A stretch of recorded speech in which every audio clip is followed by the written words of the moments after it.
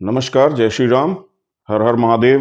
अ, आज हम लोग वापस चलते हैं अपने पसंदीदा फेवरेट कैरेक्टर पाकिस्तान की तरफ। क्या है, वो इनको इंसान कहना तो इंसानियत का अपमान है।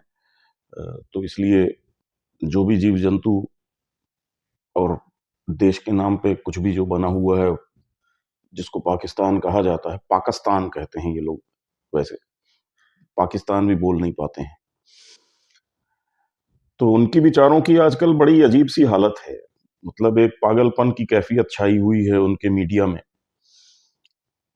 हुआ ये कि कुछ दिन पहले अमित शाह जी ने पीओके को लेकर के कुछ कानूनों में बदलाव किए, जिसमें 24 सीटें बढ़ा करके पीओके की रख दी गई। और उसमें भी एक सीट का नॉमिनेशन दे दिया गया कि कोई जो पीओके से लोग आए हुए हैं भारत में, तो उनमें से किसी को नॉमिनेट करके विधानसभा लाया जाएगा और भविष्य में चुनाव कराए जाएंगे, तो 24 सीटें पीओके की रहेंगी। तो वो भी बता दिया गया। विधानसभा में जो सीट्स थी उनको बढ़ा दिया गया, पीओके को ले लिया गया। ऐसे ही जम्मू एरिया की कुछ सीट्स बढ़ा दी गई। तो घूम फिर के कुछ ऐसा स्थिति बन गई है कि जम्मू एरिया में अगर कोई पार्टी अच्छा कर लेती है तो वो सरकार में आ सकती है। और नॉर्मली जम्मू और लद्दाख एरिया से अगर देखा जाए तो लद्दाख में क्योंकि बुद्धिस्ट हैं और जम्मू में काफी हिंदू हैं, तो एक जो एक पकड़ बना रखी थी ये मुफ्ती परिवार और अब्दुल्ला परिवार ने, कश्मीर वैली के छोटे से इलाके से ये लोग थे और वहां पे मैक्सिमम सीट्स रख के बैठे थे, जिसके कारण कि हर बार सरकार में ये आ जाते थे। तो वो स्थिति भी बदल गई है। अब पीओके के लिए 24 सीटें सामने रख के सरकार ने एक तरह से सीधा सीधा ऐलान कर दिया कि अब हम पीओके को वापस लेंगे और ऐसा कुछ होगा। पाकिस्तानियों ने एक कलाकारी ये की कि उन्होंने अपने मीडिया से ये अमित शाह ने क्या बोला है संसद में और भारत की सरकार ने क्या व्यवस्था की है, ये पूरी खबर ही गायब कर दी। इनको लगा कि बढ़िया है, अब तो मतलब कुछ देश की जनता को पता चलेगा ही नहीं, तो कोई हंगामा होगा नहीं, क्योंकि हम कर तो कुछ सकते नहीं है। पाकिस्तानियों को ये पता था। खैर, ये गायब वायब करके बैठे थे और 6-7 दिन के अंदर सुप्रीम कोर्ट ने अपना फैसला दे दिया कि 370 को हटाना जायज था और जो सरकार ने जिस प्रोसेस से काम किया है वो बिल्कुल ठीक है। और राष्ट्रपति को पूरा अधिकार है, गवर्नर और ये विधानसभा और ये सब कश्मीर की मामला जो है वो सब मैटर नहीं करता। और जो एक ये बेवकूफ़ी फैला रखी थी इन लोगों ने कि कश्मीर की अपनी एक अलग सॉवरेंटी है, उसका अपना कॉन्स्टिट्यूशन है, उसका अलग झंडा है, तो वो भी सुप्रीम कोर्ट ने बोला कि जिस दिन महाराजा ने एक्सेशन पेपर्स पे साइन कर दिए उस दिन से तत्काल प्रभाव से कश्मीर की सॉवरेंटी वगैरह सब चली गई। ये जो संविधान और झंडा और ये सब लेकर के तुम लोग घूम रहे थे, ये सब फर्जी था। तो सुप्रीम कोर्ट ने एक तरीके से बिल्कुल ये उस फैसले का मतलब ये है, कुल मिलाकर के आप समझ लो कि अभी तक जो सरकारें चल रही थी जम्मू कश्मीर में, वो एक तरीके से असंवैधानिक और गलत तरीके से चलाई जा रही थी। और सुप्रीम कोर्ट ने ये भी कह दिया कि 370 को जिस तरीके से हटाया गया वो बिल्कुल ठीक है और ये एक टेम्पररी प्रोविजन था, 10-12 साल के लिए था, जबरदस्ती इतना खिंच गया, अब इसकी छुट्टी कर दी गई है, कोई बात नहीं। तो पूरी तरीके से और 5-0 से ये फैसला आया, मतलब 5 जजेस थे, पांचों जजेस ने एक राय दे दिया। तो कुल मिला के सरकार की एक बहुत बड़ी जीत हो गई इस पे। और 370 को हटाने का जो मामला था उस पे एक अंतिम मोहर सुप्रीम कोर्ट की भी लग गई। अब कहीं भारत के अंदर इसको चुनौती देने का रास्ता बचा नहीं है। तो 370 पुख्ता हो गया। अच्छा, मजे की बात है, हमारे यहाँ जो विपक्ष है उनकी भी हालत ऐसी है कि वो भी मूर्खता वाले काम करते हैं कि जो सरकार फैसले ले लेती है उसको तुरंत वो सुप्रीम कोर्ट ले जा करके उस सुप्रीम कोर्ट से भी उस पर ठप्पा लगवा लेते हैं कि सरकार ने सही किया। तो जैसे रफेल के मामले में इन लोगों ने खूब रफेल रफेल चिल्लाया, उसके बाद ये सुप्रीम कोर्ट चले गए, सुप्रीम कोर्ट से ठप्पा लग गया कि सरकार रफेल का सौदा जिस तरीके से कर रही है, जो कर रही है, सही कर रही है। अब ये लोग इस बार इस मामले को लेके पहुंचे थे कश्मीर। उसमें भी सुप्रीम कोर्ट ने यही कहा कि जो हो रहा है सही हो रहा है। तो बेचारे बड़े परेशान। अब पाकिस्तानियों के साथ ये हुआ कि अमित शाह वाली जो भाषण था, स्पीच थी और जो कुछ उन्होंने बोला, वो तो इन लोगों ने अपने मीडिया से गायब करके अपनी जनता को बेवकूफ बना करके घुमा दिया। लेकिन सुप्रीम कोर्ट वाला जो फैसला आया, ये पाकिस्तान में ट्रेंड कर गया। ट्विटर विटर सब जगह इनके लोगों ने बात करनी शुरू कर दी। तो अब बेचारा उनका मीडिया, उनके नेता सब पगलाए घूम रहे हैं, समझ में कुछ नहीं आ रहा। और मजे की बात है कि इनकी जो आर्मी है वो बिल्कुल खामोश बैठी, वो कोई रिस्पॉन्स नहीं कर रही, ना हाँ में ना ना में। तो आर्मी का कोई जवाब नहीं है इस पे, वहां पे पूरी खामोशी है। और मीडिया वाले जो हैं वो थोड़ा बहुत चिल्लम चिल्ली कर रहे हैं कि ऐसा कैसे हो गया। वो एक मलिहा लोधी है जो यूनाइटेड नेशंस में इनकी वो थी, राजदूत थी, जो फर्जी फोटो दिखा रही थी। फिलिस्तीन की लड़की की एक फोटो दिखा रही थी पैलेट गन से छर्रे लगे हुए चेहरे पे, और बोल रही थी कश्मीर में भारत की सेना ऐसे पैलेट गन से लोगों को मार रही है। और तत्काल ही भारत की तरफ से खंडन आ गया कि ये फिलिस्तीन की फोटो दिखा करके बदनाम कर रही है। तो उसकी क्रेडिबिलिटी जीरो हो गई। उसके बाद इमरान खान अमेरिका विजिट पे गया था, तो उसने इसको वहीं बैठे बैठे इमरान खान ने यूनाइटेड नेशन से भगा दिया था कि अब तुम यहाँ पे राजदूत राजदूत नहीं रहोगी। तो वो मलिहा लोधी निकल के आई कि यूनाइटेड नेशंस में ये मामला पेंडिंग है और इसलिए भारत की सुप्रीम कोर्ट को कोई अधिकार ही नहीं बनता है कि इस पे कोई फैसला करे। अब इनको अभी भी ये गलतफहमी है कि भारत आज की डेट में यूनाइटेड नेशंस की कोई बहुत ज्यादा इज्जत करता है। तो करने दो, कोई दिक्कत नहीं अगर ये ऐसी बात कर रहे हैं।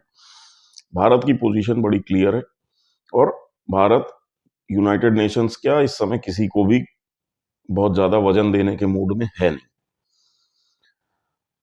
तो ये तो हो गई कहानी। अब उनकी सेना क्यों चुप है इस मामले में? तो मुझको जो अंदेशा लग रहा है, जो मैंने आप लोगों को पिछले वीडियोस में भी बोला है, तो पाकिस्तान देखिए, एक बात समझिए कि अब वो सरवाइव करने की स्थिति में है नहीं। पाकिस्तान अभी उनके जो फॉरेन एक्सचेंज रिजर्व्स है वो भी $7 बिलियन से नीचे चल रहे हैं। मतलब बहुत क्रिटिकल हालत है, क्योंकि वो जो 7 बिलियन है भी, वो भी इससे उससे मांग के सिर्फ बैलेंस के लिए रखा गया है। बेसिकली देखा जाए तो पाकिस्तान का बैंक अकाउंट जीरो है, उनके पास पैसा है ही नहीं।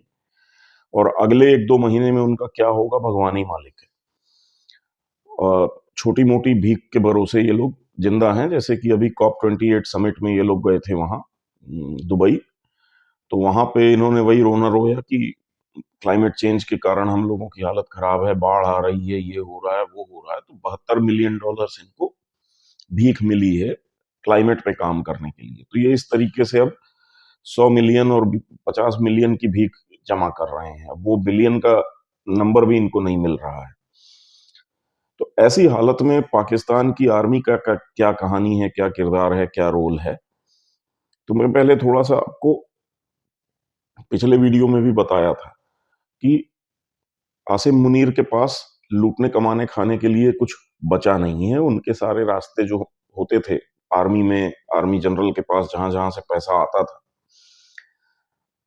बजट जो सेना को मिलता था उसमें से काफी पैसा आता था। ऐसे ही ये लोग प्रॉपर्टियां खरीदने बेचने में काफी पैसा बनाते थे, क्योंकि ये कहीं भी प्रॉपर्टी कब्जा करते थे और उसके बाद वो उस पे प्लॉटिंग करके टॉक कॉलोनी बना बनू के अच्छा पैसा पीट लेते थे। वो बंद है। उसके अलावा इनका फौजी फाउंडेशन की बहुत सारे कारखाने और फैक्ट्रियां हैं, तो महंगाई और बाकी सारी चीजों के चक्कर में वहां से भी बहुत ज्यादा प्रॉफिट नहीं आ पा रहा है। उसके अलावा ड्रग्स का धंधा तालिबान ने बंद कर रखा है। इनका नकली नोट का धंधा इंडिया के नोटबंदी के बाद से बंद हो गया। तो इनके पास कहीं से इनकम का सोर्स है नहीं। ऐसे में हुआ क्या कि मैं आप लोगों को एक थ्योरी जो बताता हूँ कि अमेरिका का जो डिफेंस डिपार्टमेंट है, जो रक्षा मंत्रालय है, वो भारत के साथ अलाइंड होकर के चलना चाह रहा है और वो भारत के साथ पूरी तरह कोऑपरेट करता है। अमेरिका का जो स्टेट डिपार्टमेंट है, जिसको कि आप कह सकते हैं कि विदेश मंत्रालय, तो वो जो है वो भारत के खिलाफ काम करता है। तो अब वहां से क्या होता है कि हमेशा आपको अमेरिका से दो तरह के सिग्नल मिले। स्टेट डिपार्टमेंट का एक टुच्चा टाइप का हरकत होती है, वो कुछ ना कुछ भारत को बदनाम करने के लिए, दबाव डालने के लिए, प्रेशर करने के लिए वो उस टाइप के कोई बयान जारी करवाएंगे, कुछ करवाएंगे। तो वो स्टेट डिपार्टमेंट का काम रहता है, उसका कोई खास असर नहीं पड़ता भारत पे, ठीक है ना, बस एक टेंशन क्रिएट होती है। और दूसरा जो डिफेंस डिपार्टमेंट है, तो डिफेंस डिपार्टमेंट जमीन पे काम करता है भारत के साथ, जिसमें कि रक्षा समझौते हो रहे हैं, टेक्नोलॉजी का ट्रांसफर होना है इंडिया को, वो उस टाइप की चीजों में भारत के साथ काफी कोऑपरेट करके चल रहा है। तो डिफेंस डिपार्टमेंट वालों से शायद भारत की कुछ डिस्कशन हुई होगी और पाकिस्तान को लेकर के हुई होगी, क्योंकि डिफेंस डिपार्टमेंट जानता है कि उसको चाइना के खिलाफ भारत का कोऑपरेशन चाहिए। तो उनका ऑब्वियस सी बात है कि भारत की तो कंडीशन फिर ये रहेगी कि भाई, अगर हमारे सिर पे एक ये पाकिस्तान नाम का सपोला तुम लोगों ने पाल के छोड़ा हुआ है, तो जब तक इसको नहीं मारोगे, इसका सिर नहीं कुचलोगे, हम आपकी मदद ज्यादा कर नहीं पाएंगे। तो ऐसे में पाकिस्तान नाम की थ्रेट को कैसे खत्म किया जाए, तो वो टुकड़े होने की कगार पे तो आ गया है। लगातार तालिबान उनको ठोक रहे हैं, बलूचिस्तान वाले उनको ठोक रहे हैं, तो वो बुरी हालत में हैं ऑलरेडी। ये भी खबरें आई थी कि उनके जो न्यूक्लियर एसेट्स हैं वो अमेरिका ने वहां से निकाल दिए हैं पाकिस्तान से, तो इनके पास अब न्यूक्लियर वेपन्स भी नहीं बचे हैं।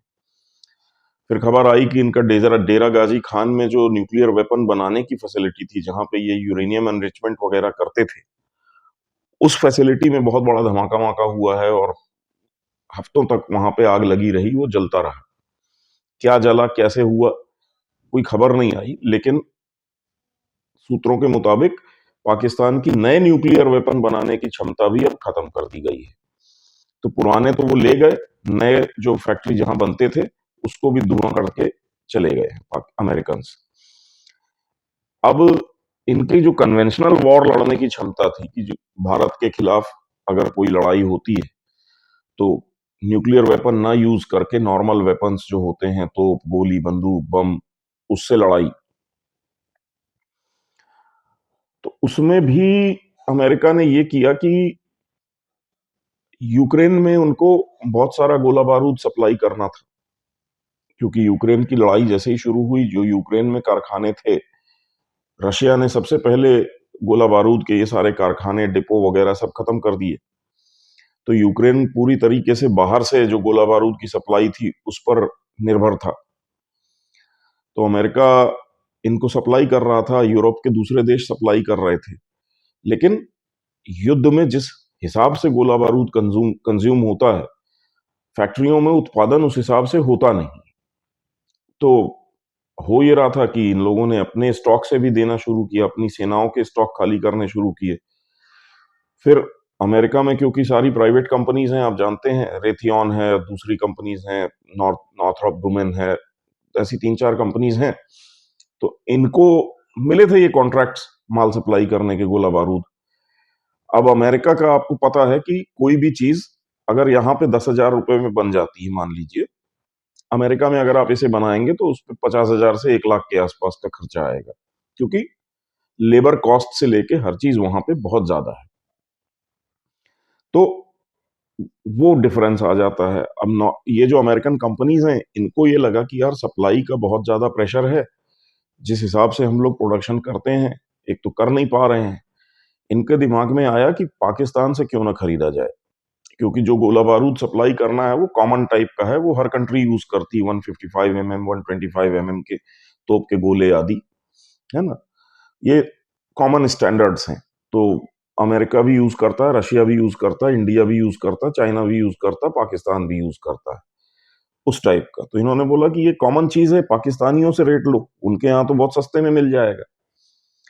और ऑब्वियस है, जब पाकिस्तान में बात की कि भाई तुम्हारे यहाँ तो 10,000 में बनता होगा, चलो 15,000 ले लेना, ये तो लालची भूखे नंगे लोग, आर्मी चीफ बैठा ही है बेचारा, उसको कुछ मिल नहीं रहा कहीं से, बाजवा सब लूट पीट के चला गया। तो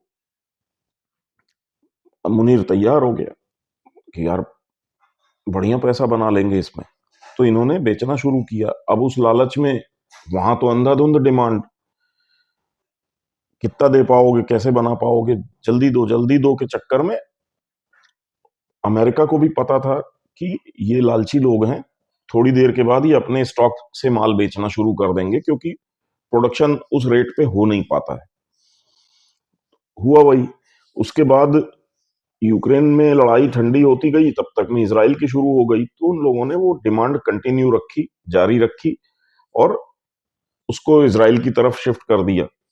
लेकिन इस लड़ाई के चक्कर में क्या हुआ है कि पाकिस्तान अपना गोला बारूद भी बेच के बैठा है।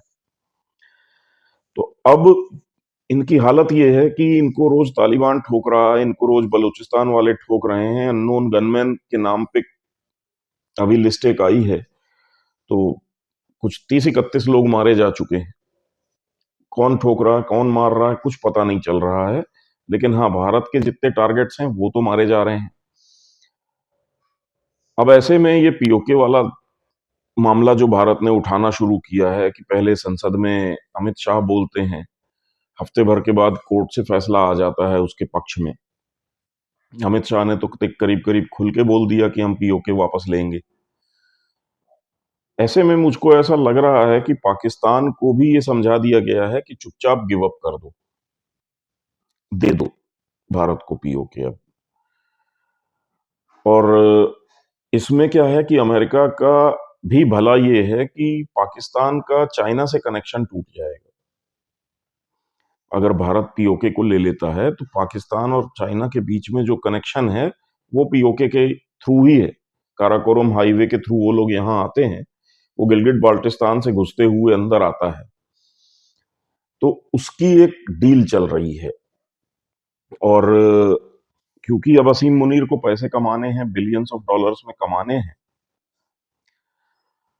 भारत और अमेरिका और मिडिल ईस्ट की कंट्रीज, खासतौर से ये दुबई और सऊदी अरब, ये सबको लेकर के भारत ने शायद कुछ ऐसा डील सेट किया हुआ है कि इनको पैसा दे दो और ये चुपचाप अपनी आर्मी आर्मी हटा के निकल जाएंगे, और धीरे से भारत अपना मूवमेंट करके और इसको ऑक्यूपाई कर लेगा।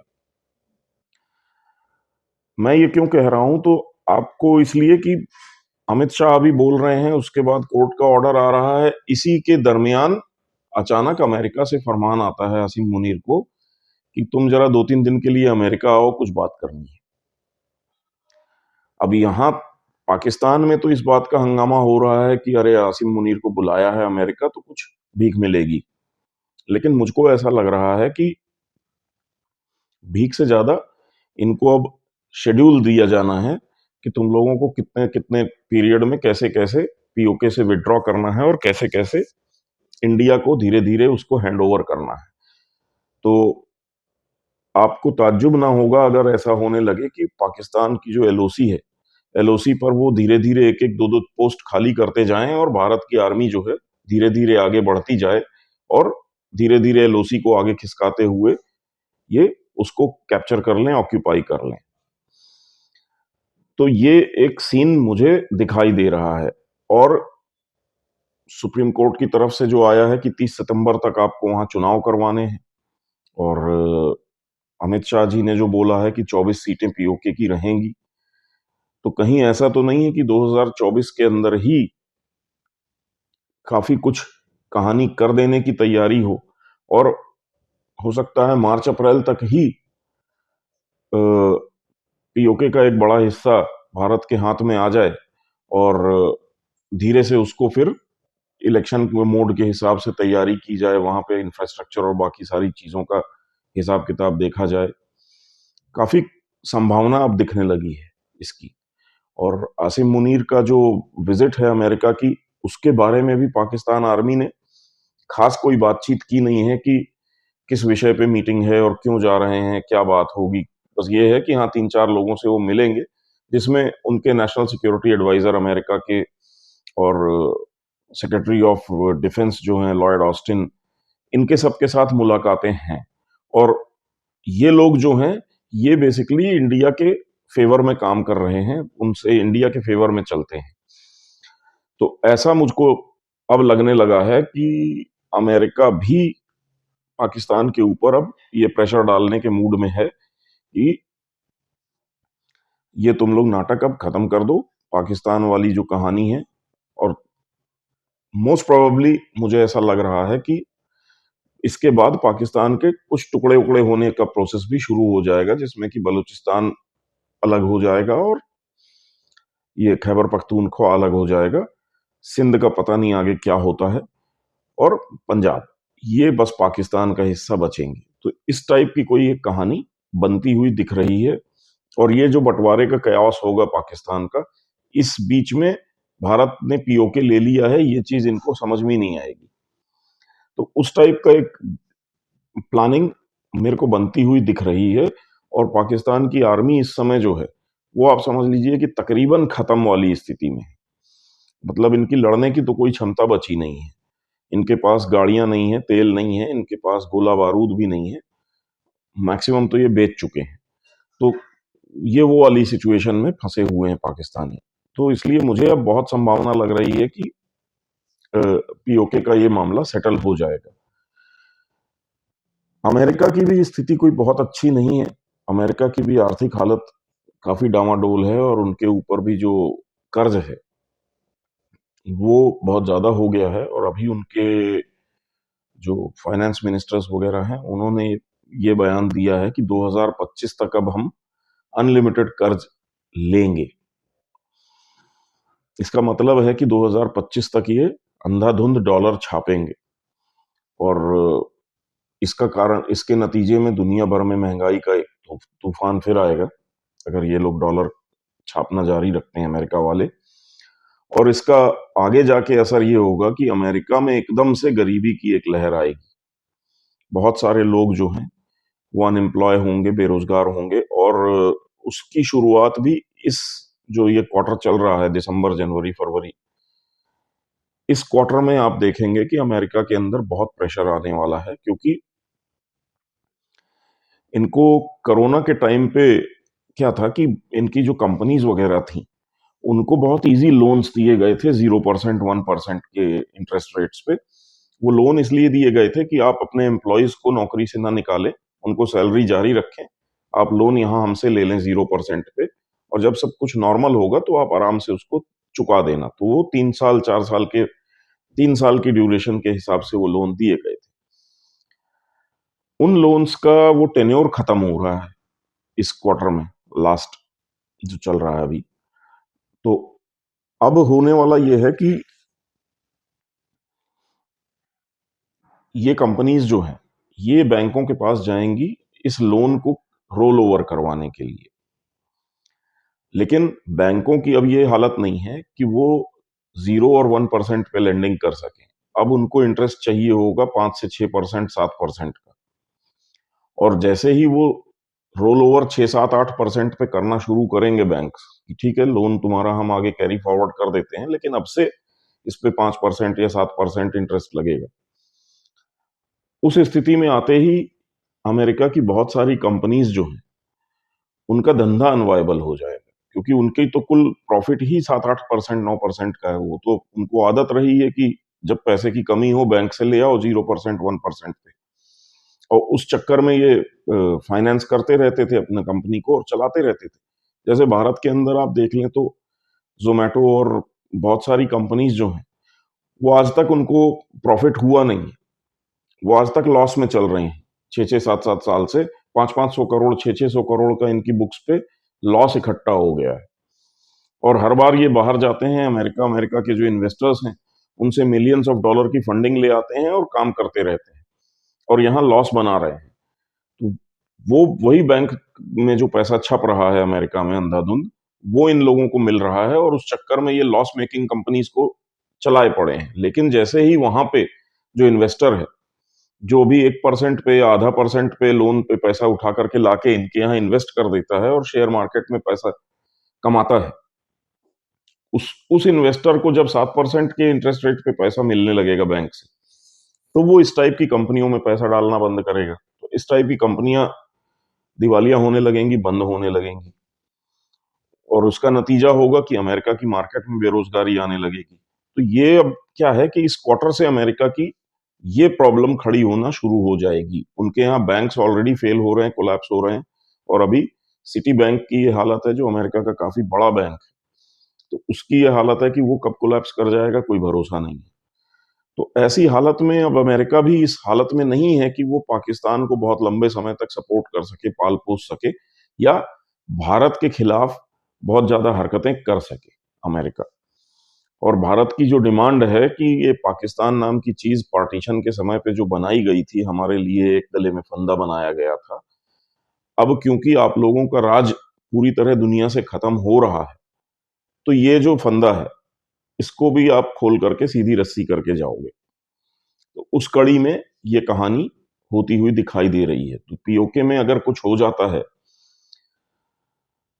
तो ताज्जुब ना करें। मुझको ऐसा लग रहा है कि धीरे-धीरे पाकिस्तान पीओके से पीछे हटना शुरू कर देगा, भारत आगे बढ़ना शुरू कर देगा, और ये बिना कोई खास लड़ाई के या किसी चीज़ के पीओके अपने पोज़ीशन में आ जाएगा।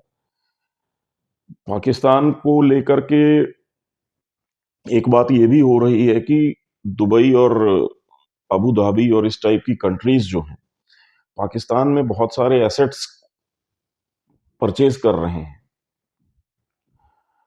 तो ये कहा जा रहा था कि पाकिस्तान जैसे फेल्ड कंट्री के अंदर ये लोग पैसा क्यों लगा रहे हैं? उसमें भी एक थ्योरी ये सामने आ रही है कि शायद इन कंट्रीज़ के थ्रू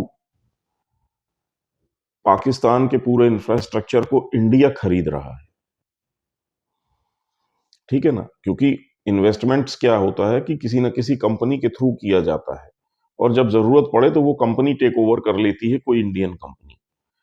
तो ये कहा जा रहा है कि दुबई और यू अबू धाबी जो है, उसके थ्रू पाकिस्तान के एयरपोर्ट, सी पोर्ट्स, हाईवेज़ जो गिरवी रखवाए जा रहे हैं, जिनके अगेंस्ट में पैसा दिया जा रहा है, ये पैसा तो वापस कर नहीं पाएँगे। तो ये सारे जो इनके हाईवे हैं, पोर्ट्स हैं, एयरपोर्ट्स हैं, ये सब इन कंपनियों के पास चले जाएँगे, दुबई और अबू धाबी की। और ये कंपनियाँ भारत के बिहाफ़ पे इन सब चीज़ों को एक्वायर करने के लिए, क्योंकि पाकिस्तान में पैसा लगाना मतलब 100% रिस्क, आप समझ सकते हैं। अब एयरपोर्ट लेकर के क्या करोगे आप पाकिस्तान का, जब पाकिस्तान की खुद की एयरलाइन फेल हो चुकी है, उसको चलाने के लिए पेट्रोल, डीज़ल का पैसा, तेल का पैसा नहीं है उनके पास। तो ऐसी हालत में उस एयरपोर्ट का आप क्या करेंगे क्या? ऊपर से पाकिस्तानियों को दुनिया में कहीं वीज़ा नहीं मिल रहा है। तो वो भी एक समस्या है कि आपके एयरपोर्ट पे ट्रैफ़िक ही नहीं होगा। तो उसके बावजूद अगर अरबों डॉलर का कोई फंडिंग कर रहा है एयरपोर्ट के अगेंस्ट में, एयरपोर्ट को गिरवी रख के, तो कारण कुछ और हो सकता है। तो ये वाले कुछ विषय थे जो मैंने सोचा कि आप लोगों के दिमाग में मैं डाल दूँ, ताकि आप लोग भी इससे संबंधित जब खबरें आएँ, तो उसको इन सब चीज़ों से जोड़ करके पढ़ें। क्योंकि क्या होता है, रोज़ हम खबर पढ़ लेते हैं, भूल जाते हैं।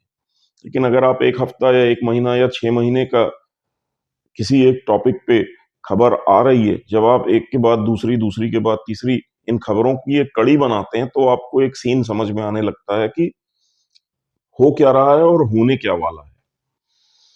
तो इसलिए मैंने आपको आज इतना डिटेल में पीओके को लेकर के और पाकिस्तान को लेकर के चर्चा की है, ताकि अब छोटी से भी कोई खबर आती है, भारत से, पाकिस्तान से, अमेरिका से, कहीं से भी, तो आप उसको इस एंगल से भी थोड़ा-सा वज़न करके देखिएगा कि मामला क्या है। नमस्कार, जय श्री राम, धन्यवाद।